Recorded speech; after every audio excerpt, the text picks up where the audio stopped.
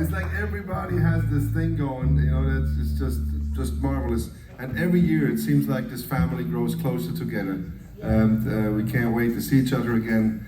So we always, you know, before the academy, I know a few of you will leave this tomorrow morning, so I just want to say that before the academy, there's lots to do. I want to really thank Caroline. She was, I think, a little nervous.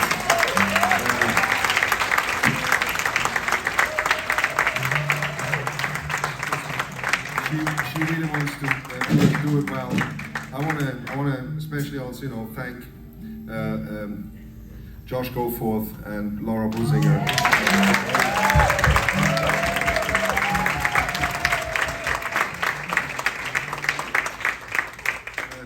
I think what we share all together is that we share a love for realness, right? Yeah. There's something real in this music, and when we were kids listening to Doc Watson's music, or music that was recorded from around here, it was recorded by people who never thought that they're going to be famous, or they never, you know, wanted to be something in music. I think they were just expressing true feelings of their life through music, and I think that's what our parents did, you know, as well. And we were really drawn to this, just like you are. And so for this last piece tonight, you know, first of all, we're going to sing Caroline in the Fall, but we have to. It's spoiled that. But it's spoiled, yeah. But I think, you know, this was a beautiful version, and I think we're going to maybe play it tomorrow when we're recovered from that version. And, but I think what it's we not my song anymore. No, what we want to do in honor, you know, just it's Doc Watson's 100th birthday this year, and we were very, very happy that we get to, you know, be part of all the stuff. That's not me, brother. Sounds like you. That we are.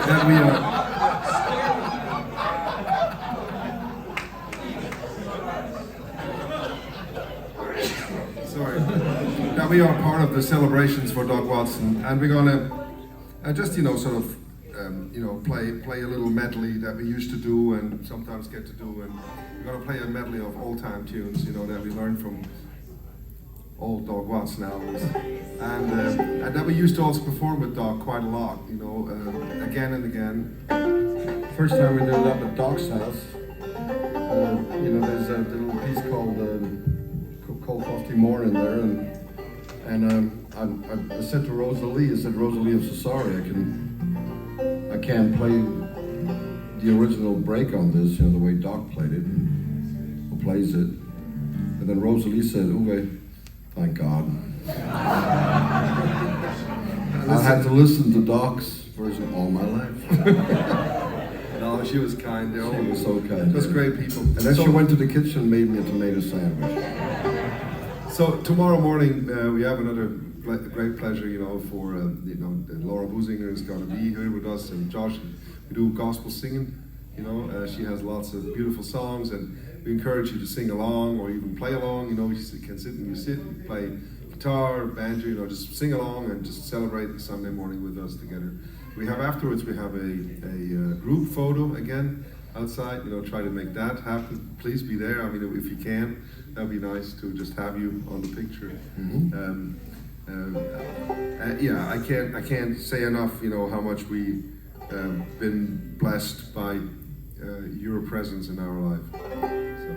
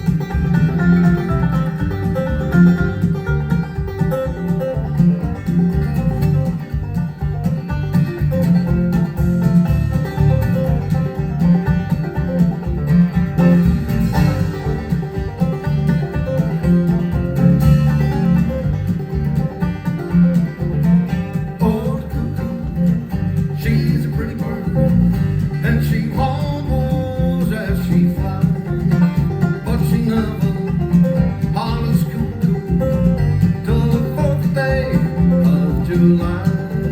I had gambled over in England. I played cards down in Spain. And I bet you my $5, I'll beat you next game. Oh, she's a pretty bird, and she hobbles as she flies, but she never hops till the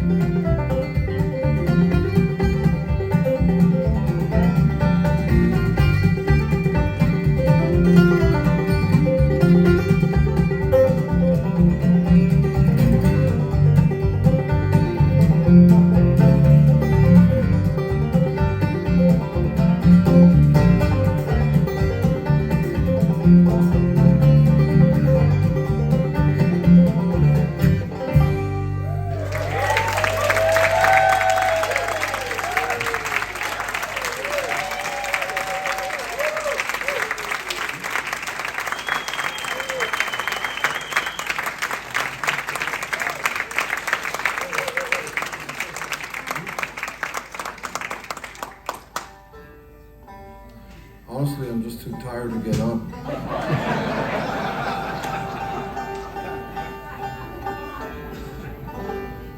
Wow, my banjo is out of tune.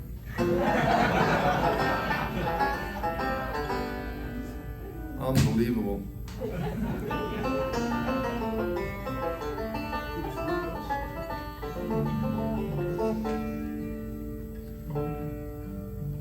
Yeah, just one more.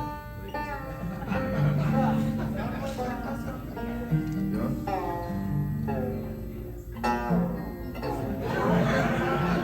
It says the different banjo tunings, you know, this is the one. That's about right. That's how I feel. You know, it's like according to my feelings. We call it the Beermeister tuning.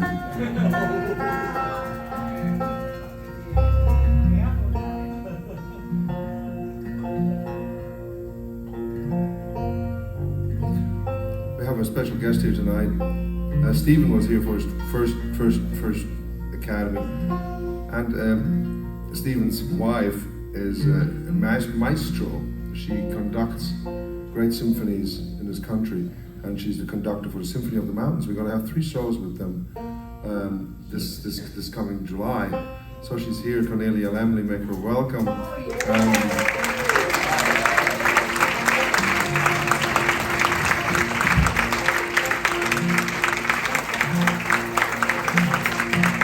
Actually, we grew up about 20 miles from each other. She's from Switzerland. She's genuine Swiss. She likes fondue and all that. You know, we had a couple from Wilkes County. They came to visit us in Switzerland. Harold Messick. Harold Messick is a genuine moonshiner. Oh, yeah. And he had this tobacco, you know, in a Mountain Dew bottle he would spit in. You know these people, right? Great. Fantastic. I mean, he's just a great guy. So he came to Switzerland, and the Bahnhofstrasse in Zurich is one of the most expensive streets in the world, I guess. For shopping. For shopping, you know, she says. Most prestigious. So he said to me, "You got any tobacco stores around here? I need some chew." Yes, and there's a tobacco store there that was like founded in 1826 or something like that. And they sell some of the most expensive cigars in the world. So you know, we have Cuban cigars that are handmade by virgins on full moon in Cuba. And so he goes in there with his overalls, you know, and he says, "You got any of this?" And he's got the skull stuff, right? And the saleswoman, you know, very, very nice. Just she looked at him. "Oh no, this is prohibited in Switzerland. This is very poisonous. We cannot sell this." And he says, "You got any other kind?" And so she said, "Well, let me check with the owner." So she ran away, you know. And we were sitting there, I was having a blast, you know, just loving this, you know, it's just wonderful. So she came back, you know, and she had a little package. "This is from Northern Africa. But to be honest, you know, I think it smells like camel shit." And Harold Messick says, "Then I don't want it."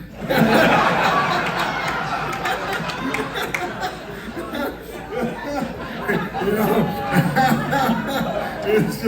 it was so good. And now his wife, you know, she's really wonderful. Jean, I mean, the most loving, cat-eyed, blue-haired, you know, dude, you know. Like out of a Gary Larson cartoon. Yes, and she is wonderful. So we didn't know really the customs here. So they're really Baptist, you know, people, and they're really good people. And so we invite them to our home, and we make them a Swiss cheese fondue, right? 1 pot with wine and garlic. And lots and lots of cheese. Lots of stinky cheese that smells like cold feet, right? And then we have bread that has crust. It's like, for them, that's stale.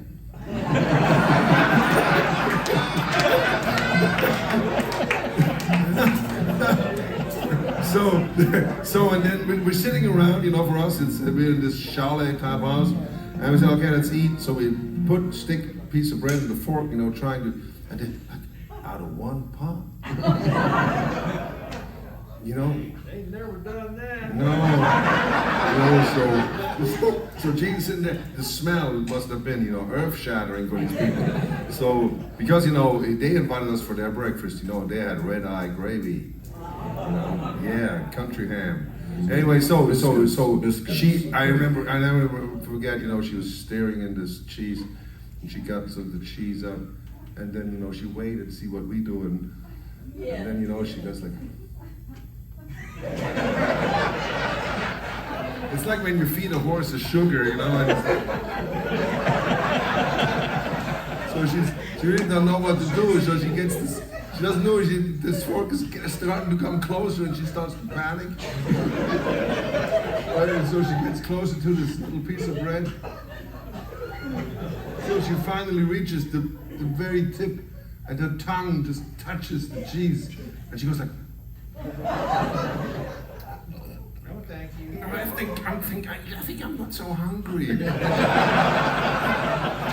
And you know, well, we got her other stuff, you know, I don't know, other food. And then, but the funniest thing was they came home, and we came back to America, and everybody in Rooks County knew that they had cheese fondue in Switzerland.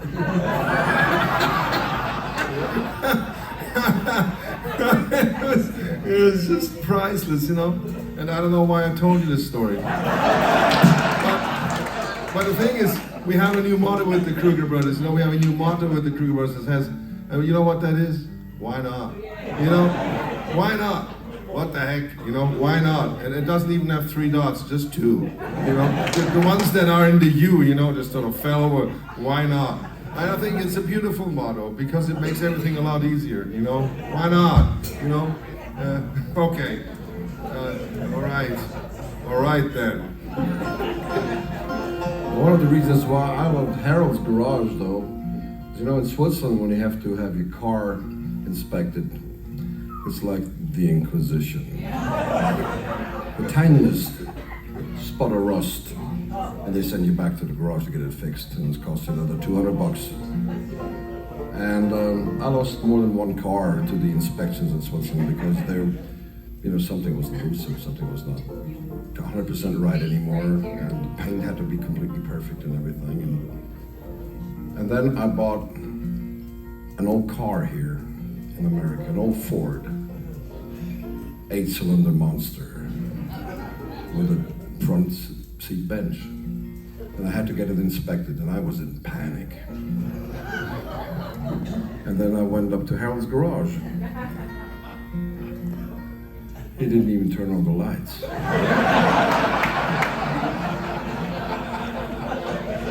Well, what a surprise, that never worked anyway.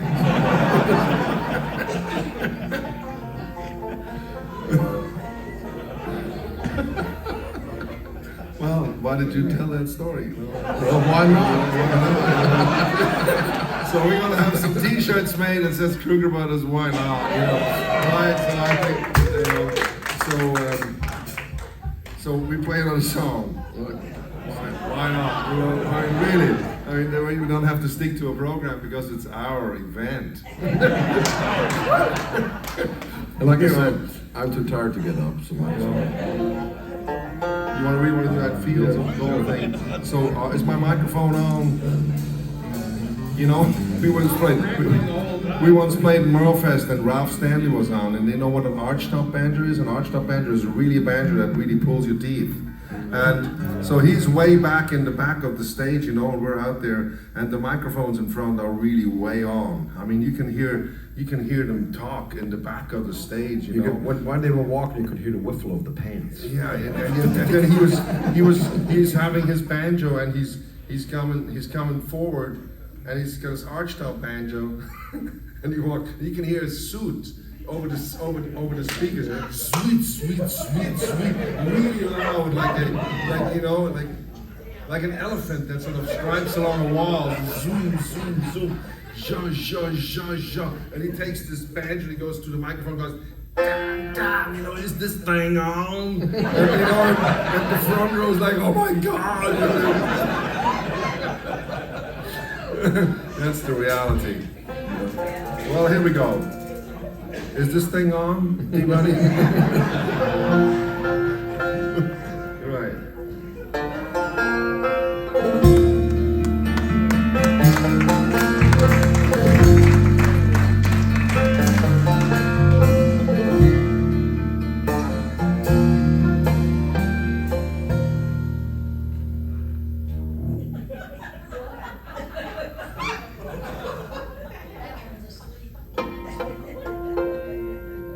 You remember me when the west wind moves among the fields of barley. We forget the sun and his jealous sky when we walk in the fields of gold. So she took her love for to gaze a while among the fields of barley. And as her she fell and her hair came down, they walked fields of gold.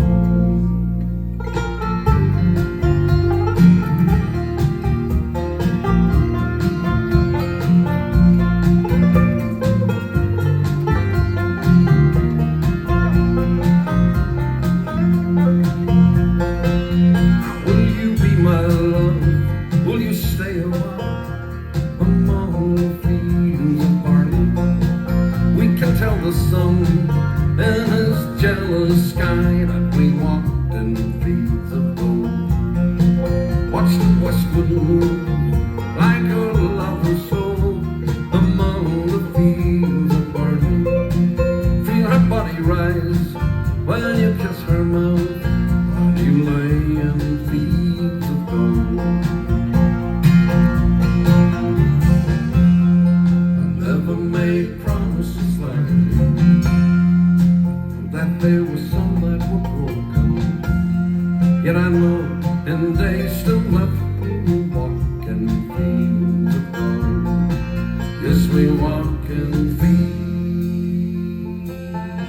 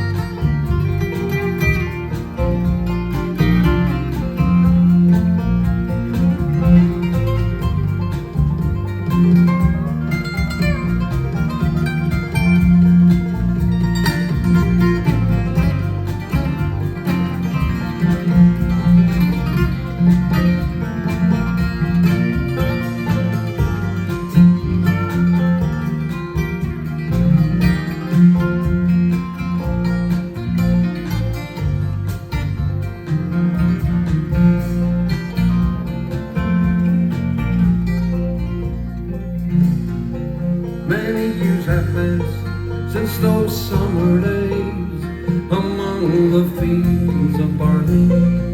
Watch the children play when the sun goes down among the fields of gold. You remember me when the west wind moves among the fields of barley. We forget the sun and his jealous sky when we walk in fields of gold. Yes, we walk in fields of gold. Yes, we walk in fields of gold.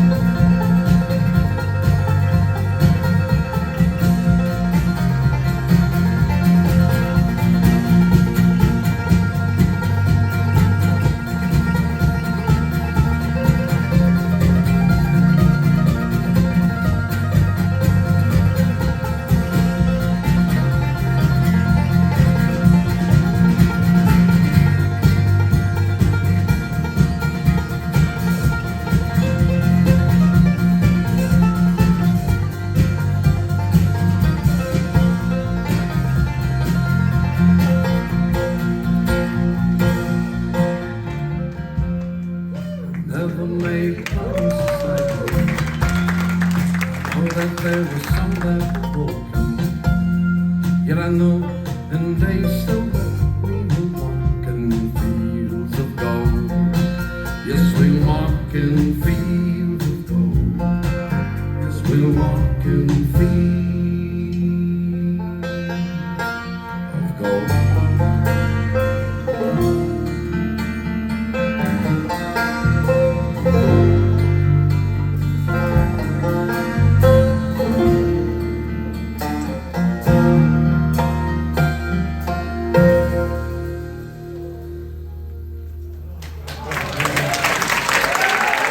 Yeah.